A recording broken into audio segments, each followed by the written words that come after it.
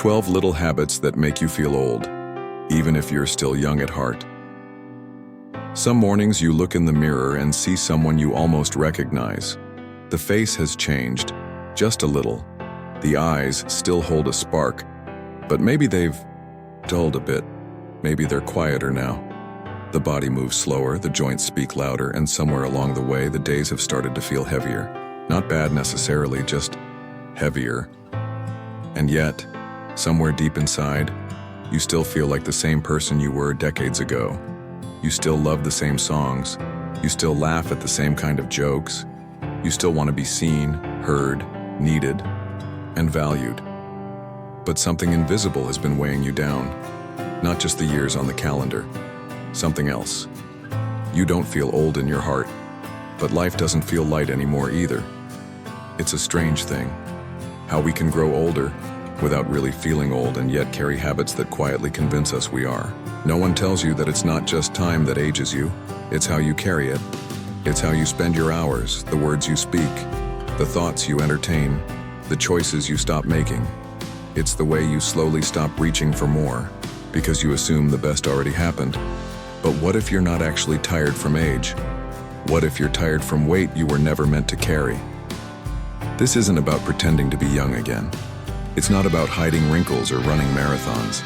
It's about waking up the part of you that's still alive, still curious, still grateful, still radiant. That part never left. It just got buried under a few quiet habits that crept in over time. You didn't choose to feel older than you are. No one does. But the truth is, so many of us start living like we're near the end, long before we actually are. We shrink our world. We stop trying new things. We stop laughing as often, moving as freely, connecting as deeply. Not because we're old, but because we stopped noticing the little things that keep us feeling young. So today, I want to talk to you, not as someone trying to fix you, but as someone walking this road beside you. I want to shine a light on 12 little habits that might be making you feel older than you are. They're easy to overlook but powerful once you see them. And once you do, once you notice them, you'll be able to start letting them go. Not because you need to turn back time, but because you still have life in you. So much life. And it's time you start feeling it again. You don't need to run marathons to stay young. You don't even need to go to the gym. But when we stop moving, something deeper than our muscles starts to stiffen. Movement is a quiet kind of prayer. It tells your body, your mind, and your spirit, I'm still here. I'm still alive. I'm still willing to go forward. Yet as the years go by, so many of us start moving less. Not always because we want to, but because we've bought into the idea that slowing down is just part of the deal.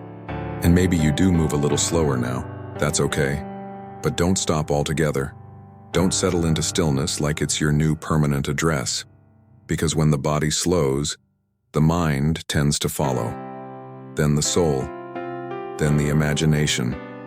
And before long, you're not tired because of age. You're tired because you haven't told your body to wake up in a while. Even a short walk around the block, a stretch by the window, a dance in the kitchen to your favorite song. These things may seem small, but they speak volumes. They say, I'm not done yet.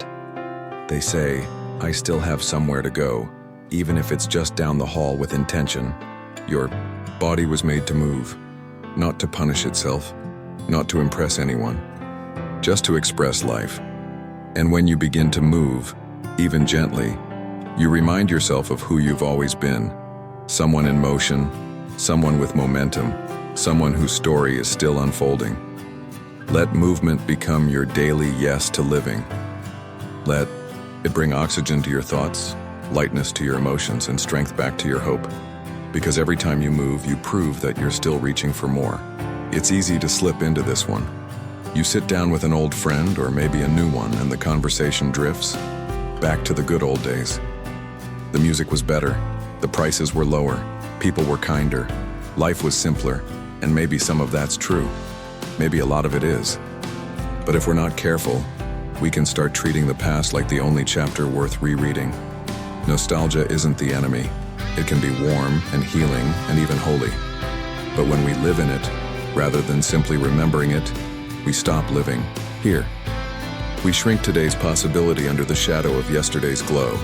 You were never meant to live your entire life in the rearview mirror.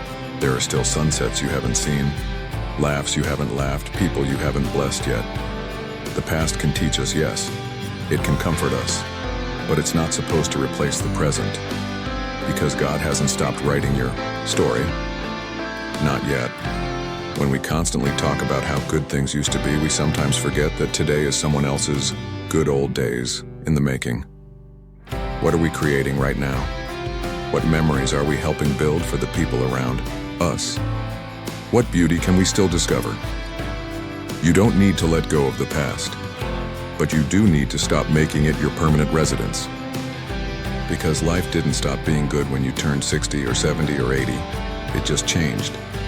And maybe, if you're open to it, it's about to surprise you again. The best chapters don't always come first, and the ending doesn't have to be the dullest part of the story. There's a certain kind of weariness that sinks in when you wake up and realize nothing is really pulling you forward. The alarm clock is silent, the kids are grown, the career is finished, and for the first time in years, no one's asking you for anything. You're free, but you're also drifting, and without something to anchor your day, you start to feel like you're just passing time instead of living it. Purpose doesn't always come with a paycheck or a title. Sometimes purpose is simply deciding, today I will be kind, I will make something beautiful, I will call someone I love, I will water my plant, take a walk, read one page of a book, and thank God for giving me breath. It doesn't have to be big, but it has to be yours.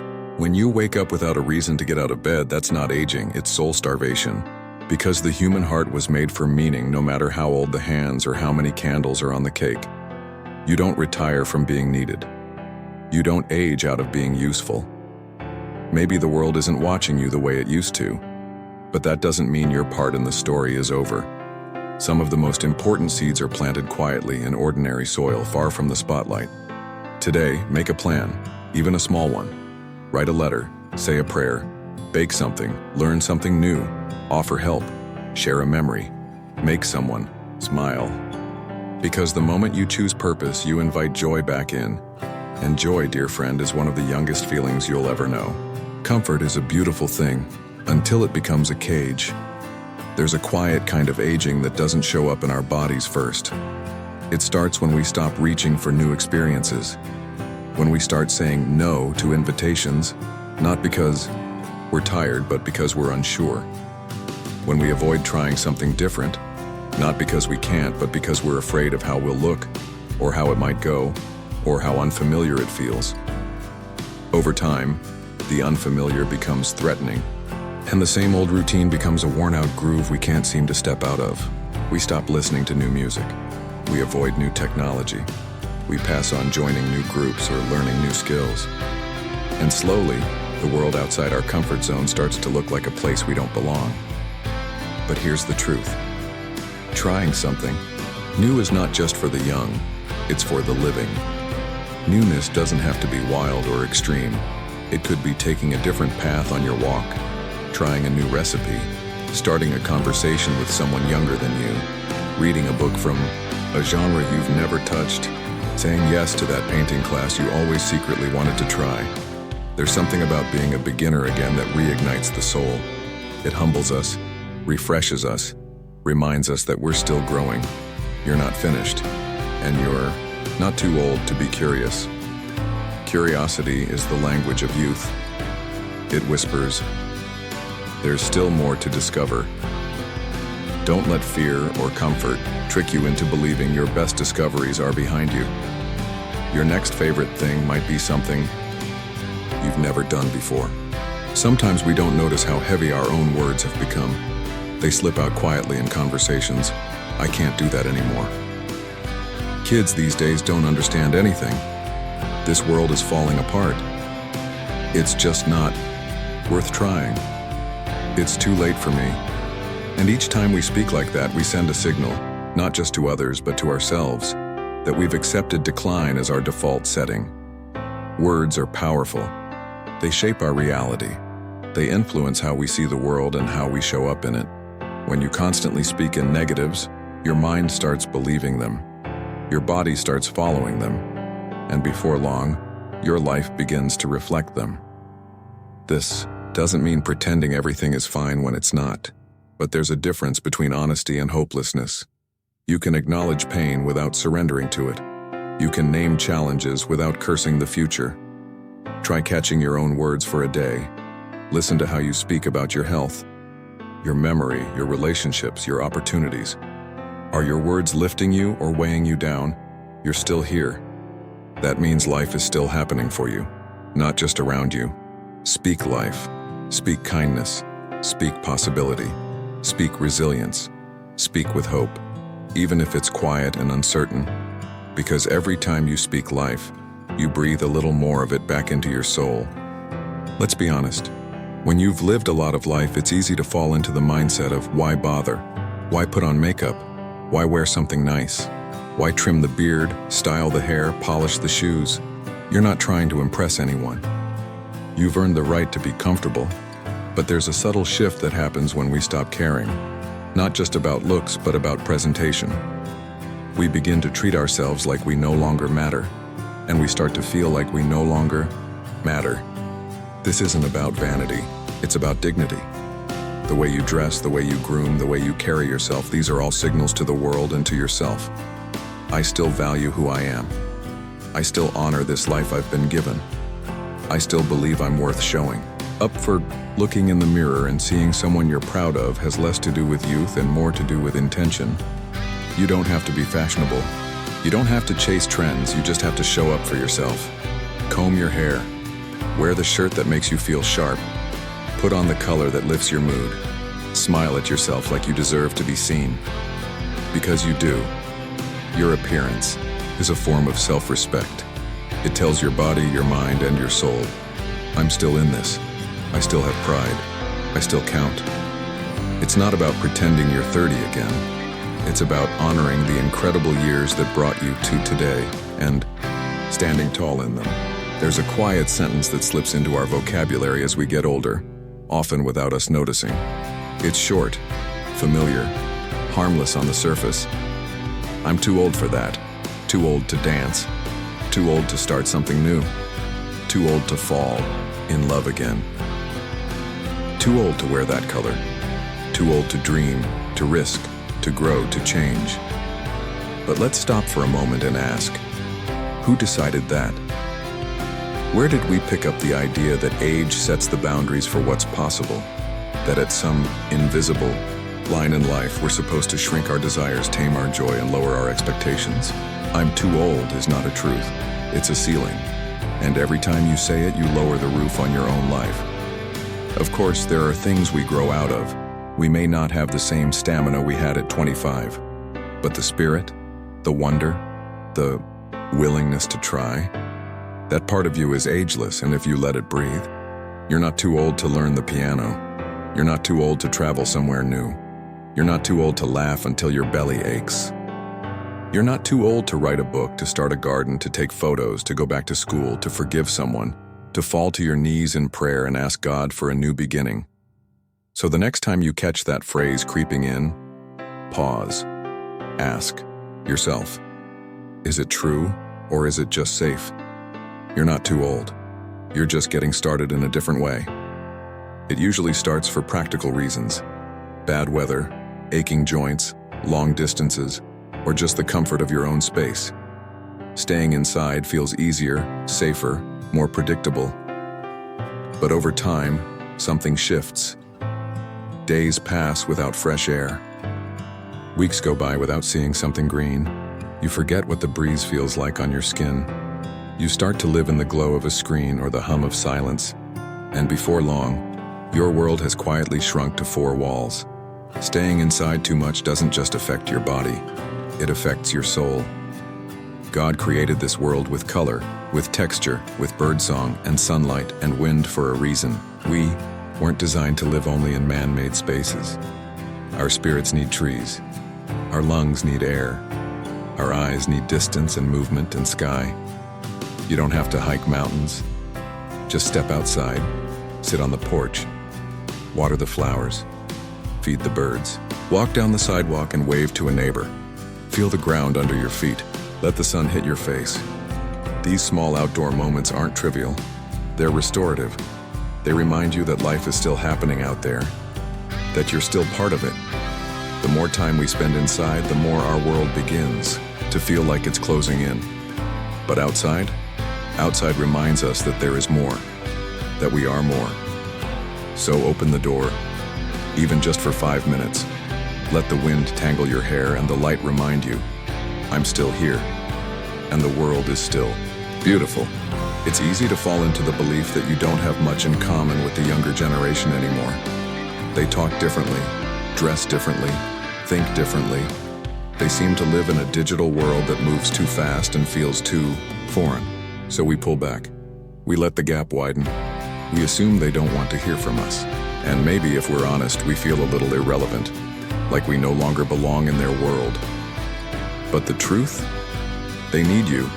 They need your stories, your mistakes, your laughter, your resilience. They need to know what love looks like when it lasts, what faith looks like when it's been tested, what it means to keep going when life knocks you flat. And maybe you need them too, to remind you what it feels like to try something for the first time, to teach you what's changing, to laugh at the silly things, to ask big questions you haven't thought about in years.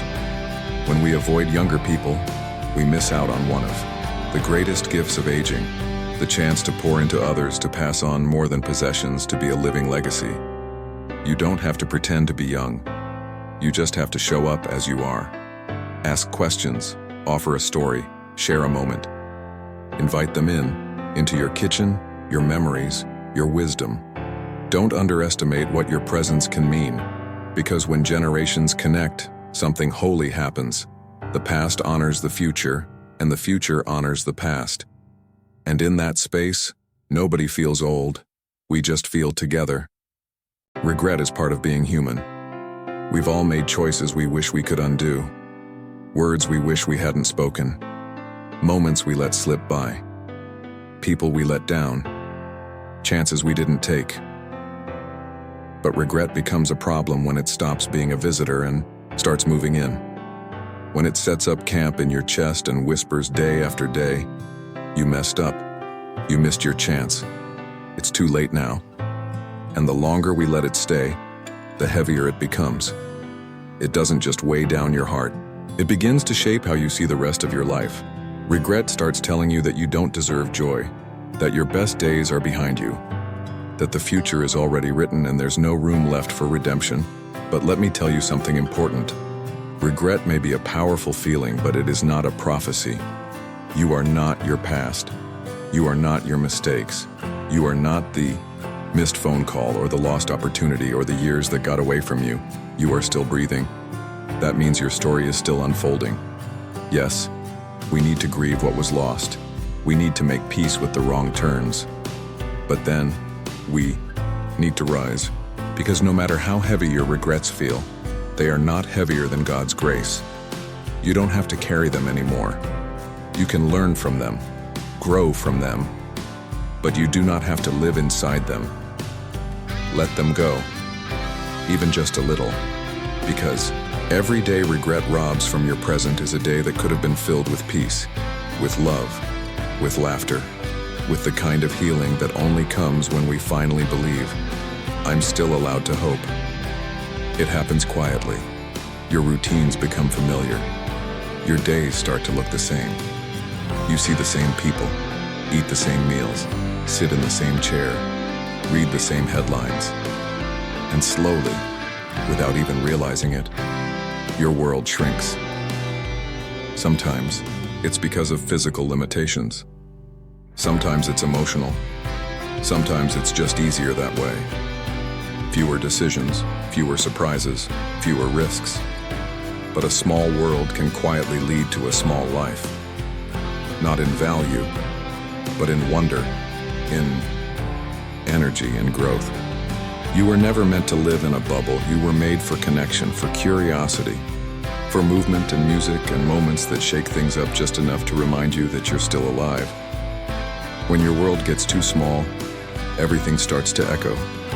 Your thoughts, your fears, your memories, they bounce around the same walls until they start to feel like the only truth. But step outside of that, meet a new person, visit a new place, volunteer, join a group, take a class, start a project, read a book you've never heard of, go somewhere that challenges you. And suddenly, the walls widen, your mind stretches, your emotions expand, you breathe deeper. It doesn't have to be dramatic, it just has to be different. The wider your world, the more life you let in, the more people you impact, the more stories you hear, the more reasons you find to keep waking up with anticipation, not just obligation. Don't let your world shrink to the size of your living room. Let it stay as wide as your heart is willing to open. Somewhere along the way, many of us forget how to laugh. We get weighed down with responsibility, pain, loss, or routine.